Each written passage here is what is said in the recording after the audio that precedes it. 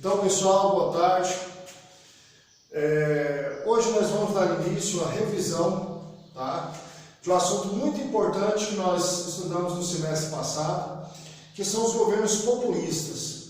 Tá? Por que nós vamos fazer essa revisão? É bom a gente relembrar, até por questão do Enem, o Enem a gente não sabe uma data correta, não sabe se vai acontecer esse ano, ou se vai ser agendado para o ano que vem ainda. Aparentemente não tem nada definido, porém, galera, os governos populistas, tá, um conselho como professor que eu dou para vocês é o seguinte: os governos populistas, eles devem ser estudados a fundo. Por quê? Porque a gente tem figuras extremamente importantes, não existe, na verdade, uma prova do Enem que não trabalhe pelo menos 2, 3 questões desses governos, dos governos populistas. Tá, que vai desde Eurico Gaspar Dutra, né, que é o sucessor da era Vargas, ali em 1946, de 1946 para frente, até João Goulart, né, até a derrubada do governo João Goulart pelos militares em 1964. Então é um recorte histórico muito importante. Nós temos figuras importantes, nós temos aí Dutra, Eurico Gaspar Dutra, com uma relevância muito grande, porque é o primeiro presidente eleito democraticamente após o fim da era Vargas. Nós temos o retorno de Getúlio Vargas, até mesmo pelo fracasso do governo de Dutra, né? O povo foi às ruas, pediu o retorno de Getúlio Vargas. A gente tem JK, né, ousado, quem vai dar andamento no projeto da construção de uma nova capital, vai construir uma nova capital aqui no centro. A gente tem a figura, como que eu poderia dizer, contraditória de Jânio Quadros, né, um cara que vai ser eleito baseado numa política voltada extremamente para a pobreza, né, vai colocar como símbolo de governo a vassoura para varrer a corrupção, um cara extremamente populista. A gente tem João Goulart com todo aquele processo para assumir ou não a presidência após a renúncia de Jânio Quadros. João Goulart, que era vice de Jânio Quadros, e é esse cara, João Goulart, ou Jango, né, também conhecido aí, que vai receber o tão famoso golpe militar de 1964. Porém, galera, essas aulas elas serão divididas, tá? Eu não consigo, não dá para me trabalhar aí todos os presidentes de uma única vez. Então essa revisão ela pode durar 2 ou 3 aulas. Primeiro, tradução de populismo. Tá? Professor, o que significa governo populista? Por que esses 5 governos aí receberam, né, esse apelido, o apelido de governo populista? Por que isso aconteceu? Primeiro, galera, populismo está ligado, está relacionado, tá, à campanha de governo desses presidentes. Tá? A proposta de governo, toda a proposta de governo dada por um desses presidentes aqui era voltada principalmente para a população mais pobre. Então a tradução de populismo é simpatia pelo povo mais pobre. Tá? Desde o plano Salt de Dutra até a propaganda política de Jânio Quadros, você vai ver o seguinte, que eles tinham uma intenção muito grande de envolver a massa, tá? A massa mais pobre, o povo mais pobre, envolver esse povo na sua política, fazer com que esse povo participasse diretamente, né, da campanha eleitoral e buscando valorizar a classe mais pobre. Primeiro governo a ser estudado, Eurico Gaspar Dutra. Tá? Eu vou apontar aquilo que pode ser cobrado no Enem, aquilo que deve ser estudado, deve ser lembrado.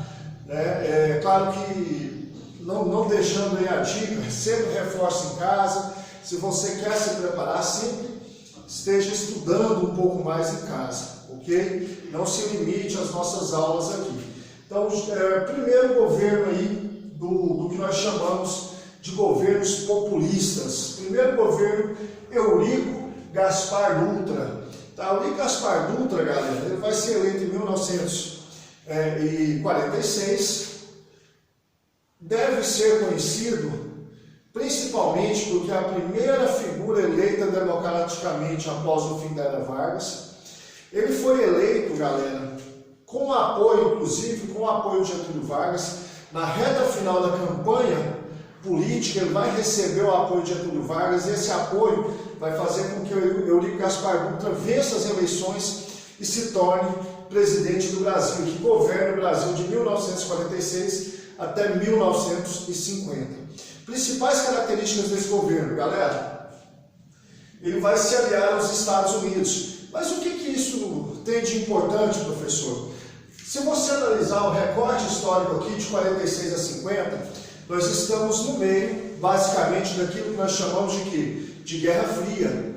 Tá? Então, para os países emergentes, como o Brasil, né, os países latino-americanos, os países emergentes, todo país em desenvolvimento tinha, tá, que estar de um lado da moeda. Ou você se aliava ao socialismo soviético, ou você se aliava ao capitalismo norte-americano. E dentro dessas figuras populistas aí, galera, ele é o primeiro a se declarar, na verdade, o primeiro a declarar apoio, né, aos Estados Unidos. Tá? Ele vai ser a favor do capitalismo norte-americano.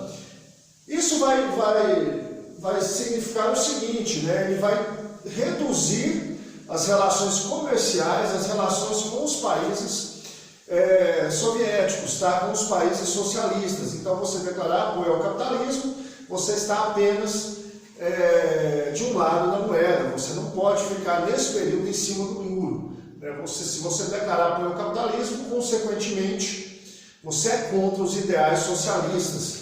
Durante o governo de Olívio Gaspar Dutra, inclusive, tá, ele vai pôr fim, né, aos partidos comunistas, tá, vai colocar o Partido Comunista na ilegalidade. O PCB, o Partido Comunista Brasileiro, vai se tornar ilegal aqui no Brasil. Então, isso demonstra o seguinte, que ele é a favor, tá, se ele vai perseguir o comunismo, ele é a favor do quê? Da política capitalista. Né? Isso é muito interessante você entender o contexto que está acontecendo. Se você é presidente de um país emergente, como o Brasil, você precisa declarar apoio, nesse período de Guerra Fria, ou ao socialismo ou ao capitalismo. Olívio Gaspar Dutra, capitalista. Ok? Segundo ponto importante desse governo, Constituição Liberal de 1946. Nota-se que, no primeiro ano de mandato, né, do Olívio Gaspar Dutra, ele vai propor a criação de uma nova Constituição. Ele vai montar uma Assembleia Constituinte e vai criar a Constituição, a tão famosa Constituição de 1946. Essa Constituição, galera, ela é conhecida como Constituição Liberal Democrática. Tá? Por quê, professor? Pura e simplesmente porque ela vai pôr fim, tá, à Constituição de 1937, que é aquela Constituição que foi considerada por muitos um modelo copiado da Constituição polonesa, a Constituição polaca, dentro do governo, que foi criado dentro do governo de Getúlio Vargas, né? Que era considerada uma Constituição ditatorial. Então, essa Constituição de 46, ela recebe o nome de Constituição Liberal Democrática, porque para os moldes da época ela vai ser, em tese, né, vai ser mais democrática do que a Constituição de 1937. Tá? Ela vai sobrepor essa Constituição, por isso ela recebe o nome de Constituição Liberal Democrática. Terceiro ponto aí, plano de governo, plano SALT. Tá? Esse plano SALT, galera, é o que vai caracterizar o governo de Olívio Gaspar Dutra como um governo populista. O plano de governo dele era voltado para as questões populares. Né? O que significa o plano SALT? Primeiro, tá? Quase todos os historiadores concordam que o plano SALT foi um fracasso. Olívio Gaspar Dutra é aquele governo que promete muito e cumpre muito pouco, ou quase nada. Né? O seu governo é um governo sem expressão. Então, o plano SALT, galera, essa sigla SALT significa saúde, alimentação, transporte e energia. Mas aonde o senhor quer chegar, professor? Isso aqui, pessoal, significa que, né, ele vai promover avanço, tá, na saúde, na alimentação, no transporte e na energia. Porém, galera, os únicos investimentos e construções, tá, criados aí por Olívio Gaspar Dutra foi a hidrelétrica de São Francisco e a tão famosa Via Dutra, e mais nada. Ele não é um governo que vai investir, tá, diretamente na proposta política. E sempre quando a gente vai analisar o plano SALT, eu digo que ele foi um plano fracassado, ele não foi colocado em prática, por quê? Se você analisar até os dias de hoje, a saúde no Brasil ela é precária. Olha a pandemia, olha o enfrentamento da pandemia aqui no Brasil. Tá? Se o Brasil fosse um país que tivesse uma estrutura de saúde pública avançada, se os governos anteriores tivessem investido em saúde pública, tá? Talvez, quem sabe, até o número aí de 100 mil mortes pelo coronavírus seria um pouco menor. Né? A gente sabe que até hoje a saúde no Brasil é precária. Então, nunca houve-se um investimento efetivo na saúde, muito menos dentro do governo de Eurico Gaspar Dutra. Tá? A questão da alimentação, você vai ver o Fome Zero, Fernando Henrique, depois o Bolsa Família, né? Na verdade é uma junção de duas políticas aí. Você vai ver um avanço nessa questão social aí, de promover o suporte para as famílias mais pobres somente, tá? Na década de 90, de 1994 para frente. Né, a questão da alimentação das classes sociais mais pobres, tá, não tem avanço nenhum até a década de 1990. Não estou dizendo aqui que a política do Fernando Henrique, a política do PT foram políticas extraordinárias. Não. Tá, muito pelo contrário. Né, para mim, eu acho que você deve dar oportunidade. Mas isso aqui é um assunto para a gente discutir em sala de aula. Você não deve dar ali dinheiro, você não deve fornecer isso aqui. Você tem que fornecer oportunidade e capacitação, mas isso é um tema para a gente discutir posteriormente. Porém, tá? A alimentação, será que Eurico Gaspar Dutra cumpriu com a promessa? Não. Tá? Até hoje o que a gente vê no Brasil são diferenças sociais gritantes. Classe social de média para alta, vivendo um padrão econômico, entre aspas, tranquilo, e uma classe miserável, aquela classe que vive na miséria literalmente. Então nunca houve um investimento alto em cima disso aí. Então o plano SALT foi um fracasso. A questão do transporte, tá? Transporte aqui rodoviário, ferroviário, aeroviário, cara, isso aí vai ter avanço no Brasil dentro do governo JK, que é um governo populista, tá? Mas não é o Eurico Gaspar Dutra e não tem nada a ver com o plano SALT. Então, avanço no transporte aqui no Brasil, só de JK para frente. Tá? A JK é conhecida aí por aumentar em 300% a malha rodoviária. Então, assim, de JK para frente a gente vê esse avanço, mas antes, de forma alguma. Né? E a questão elétrica?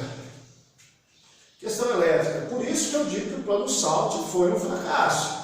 Ah, professor, mas ele criou a hidrelétrica de São Francisco. Só essa hidrelétrica aqui dá suporte para abastecer todo o país? Não. Não dá suporte. Até hoje no Brasil, galera, existem regiões que não têm energia elétrica. Não tem energia elétrica. Você construir uma única hidrelétrica durante o seu governo, tá? Cuja proposta é levar energia ao máximo de pessoas possíveis, isso é um fracasso. Então, o plano SALT, plano governo de Dutra, plano fraco que não foi cumprido efetivamente. Ok? Depois do plano SALT tem aquilo que é considerado as obras de Eurico Gaspar Dutra, que foi a construção da hidrelétrica de São Francisco, e a tão famosa Via Dutra, Rio-São Paulo ali, né? Para finalizar, o que vai levar o governo de Eurico Gaspar Dutra, né, ao seu descrédito máximo, tá? O que leva o governo de Eurico Gaspar Dutra ao fim?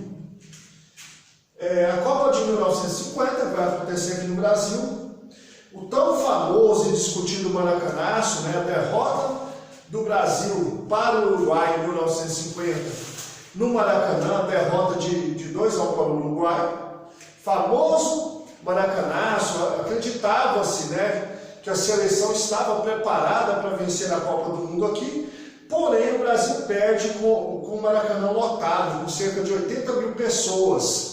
Tá? Apesar de que a primeira rede de televisão havia sido inaugurada, né, em 1950, nós já tínhamos a TV Tupi inaugurada aqui no Brasil, pouquíssimas pessoas assistiram, tá, a final pela televisão, porque a televisão era algo que poucas pessoas teriam acesso em 1950. Apesar de ter sido transmitida a final da Copa aqui no Brasil e ter um público de 80 mil pessoas, a grande parte da população, né, participou, na verdade, teve acesso às informações dessa partida via rádio. Então a derrota do Brasil para o Uruguai em 1950 vai levar o governo de Olívio Gaspar Dutra ao fracasso. Tá? O fracasso por quê, professor? Porque ele mesmo, né, nos jornais ligados ao governo, ele mesmo declarou que o Brasil seria campeão, que o Brasil tinha uma estrutura não só, tá, para brigar aí, a Copa do Mundo, como para ser campeão da Copa do Mundo. Ah, professor, e o Maracanã? Quem vai construir o Maracanã? O Maracanã não é uma obra do Olívio Gaspar Dutra? Não. O Maracanã foi concluído por Olívio Gaspar Dutra, mas o projeto do Maracanã, galera, é de 1938, tá? Ele só vai concluir esse projeto. E um detalhe muito interessante, tá? Na final de outro fator aí que leva o governo de Olívio Gaspar Dutra ao descrédito. Na final da Copa de 1950, o Maracanã, as arquibancadas ainda não estavam prontas, né? Ainda encontrava ali no dia da final do jogo, ainda encontrava-se andaimes, tábuas, ferramentas que foram utilizadas para sua construção. Então até mesmo essa final da Copa do Mundo aqui, galera, não foi o que se esperava, mesmo, né, se o Brasil tivesse sido campeão, a estrutura do Maracanã em si não havia sido acabada, né? Ele não conseguiu entregar esse estádio, o estádio não estava pronto para a grande final de 1950. Nas próximas aulas, galera, a gente vai estudar o retorno de Getúlio Vargas. Pretendo falar em mais 2 aulas, né? A gente concluir essa revisão, espero que tenha ficado claro, tá? Quando vocês assistirem o vídeo, vocês vão fazer um resumo enviado no meu e-mail. Eu quero um resumo desse vídeo, tá? Para a gente poder, e é claro, nós teremos algumas questões, algumas atividades, para a gente poder estar dando andamento aí nas nossas aulas, ok? Um abraço, fica com Deus e até mais.